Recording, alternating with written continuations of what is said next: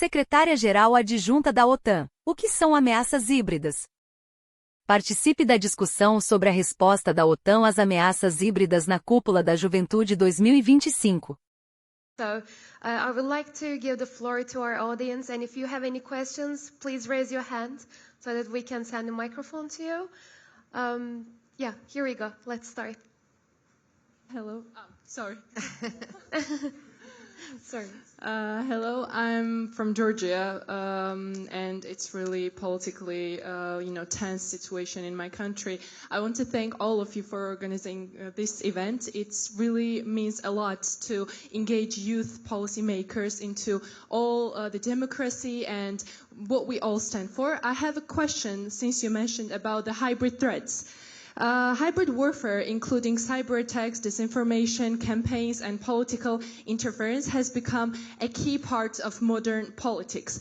As we've seen in Georgia and in Ukraine and in Montenegro too, given the increasing frequency and sophistication of these threats, what is NATO doing to strengthen cyber resilience, but also not only within the members of NATO, but also in the partners, and like Georgia. And how does the alliance plan to deter or respond to the hybrid threats that fall below the threshold of traditional military aggression? Thank you. Maybe we can thank you so much for your question. Let's get two more and let our DSG to answer this. And gentlemen in the front, please, you stood up already. And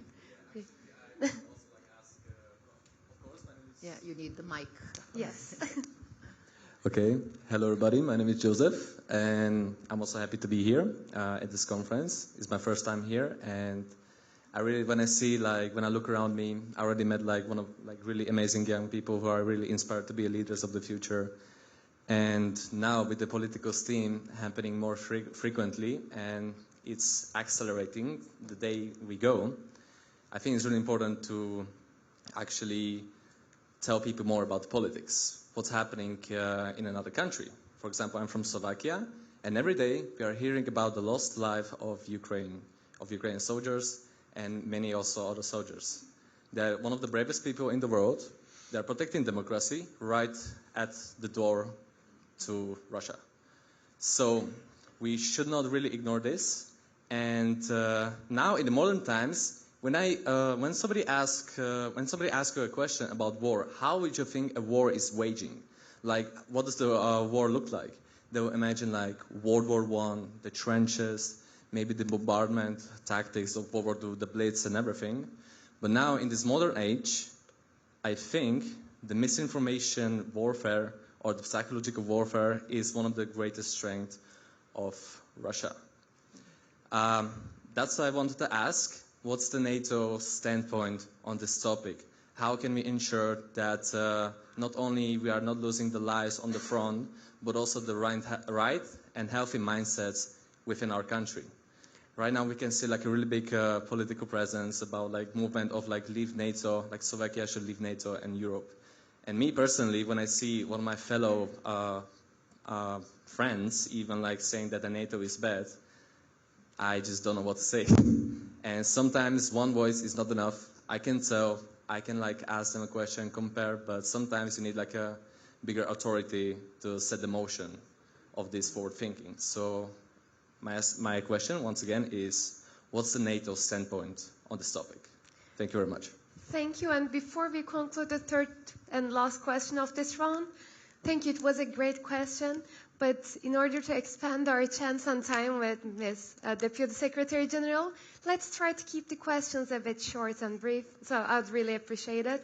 And please, yes, please.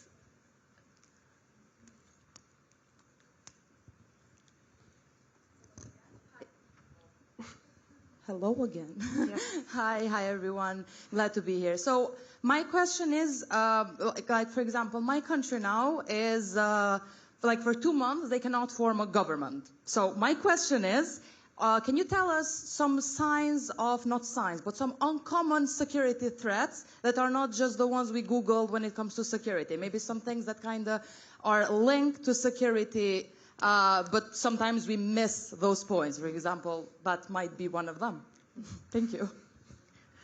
Well, thank you. We'll, I think, depend on time, we'll get the second round, but very challenging questions, right? Yes, they are, and I actually liked hearing more from you. So I know that we are a bit short with time, but I really appreciate also your thoughts, not just the questions.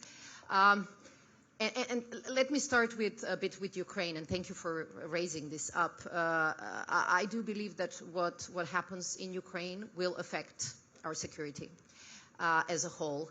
And the solidarity that was provided, the support that was provided by a huge number of allies was the difference between, leaving Ukraine without any assistance alone and supporting it. And it was really remarkable to see that this year allies have actually exceeded even some of their pledges by providing military assistance beyond the 20 billion that was announced.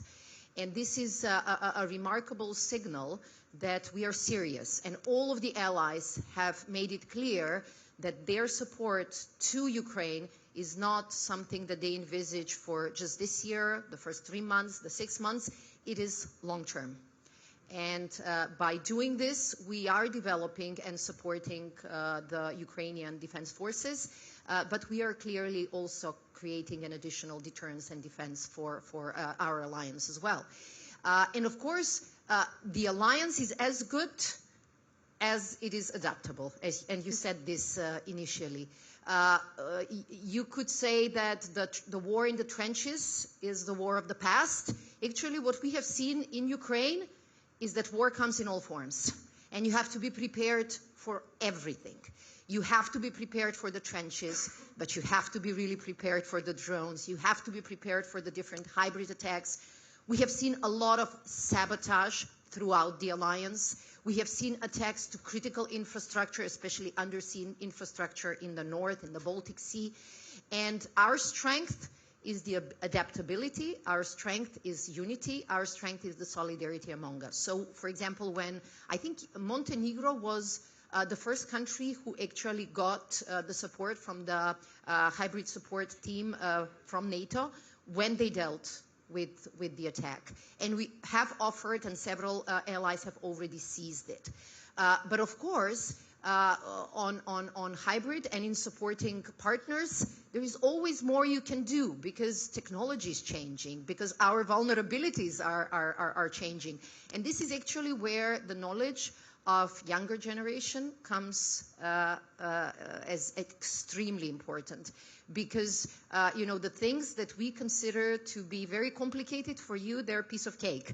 And we have seen really a drive among a younger generation of people who have done technology to move into the security field, to develop capacities, to develop new defenses. And this is what we appreciate very much. You never plan a career either in politics and sometimes not even in security. I did engineering when I was young, and I did only 2 years of engineering in my career. But once you develop this knowledge of problem solving, building networks, power, it is helpful in politics. So I advise all of you who are very enthusiastic about technology, security is a domain that will be booming. There will be huge investments, enormous opportunities, and we want the best and brightest there. And by doing this, we will be able to support allies and partners even more. You're absolutely right. Quite a number of our partnerships with different countries, including Georgia, contain the element of supporting counter-hybrid activities. And we will continue to do so. But of course, a partnership depends on both sides. So, we are ready. And the countries with which we conclude partnership agreements, they need to be ready and interested. And this brings me to the third and probably most complicated question, but it's a bit connected to us generally as societies. Maybe my political background is still stronger than my defense background. I do believe that we have to look deep within our societies and really discuss and think about our vulnerabilities. I come from a very diverse country in many respects, ethnically, linguistically, religiously. These are not easy countries. And they always have additional challenges. But unless you do the work internally yourself, there is no magic solution. And here I might say no external support can help you deal if you are not prepared to invest in a more cohesive, a more resilient, and a more open community. So I would say look at your own vulnerabilities and try to solve the problems, because putting problems under the carpet usually ends up with a big boom in front of your face. So avoid this. On everything else, as an alliance, we can provide the capabilities, we can provide the support, but each and every ally is much more efficient in dealing with some of their own specifics, and we follow the lead of the allies. So I count on all of you to help us with this. Again, as you said, Article 4 is before Article 5. Yeah. On the threshold, there are a lot of discussions. Thank you for reminding me about this. There are various ways in which a hybrid attack can really undermine your capacity to deter and defend. And we have also approached this problem with a more creative, I mean, like the decision to move on with Baltic Sentry after a series of sabotage to undersea critical infrastructure was a serious signal that the alliance will not stand still, and we will not just observe, but we will react, we will act, and we will protect our allies. And this is what makes the alliance strong. This is what makes it relevant. This is what makes it important.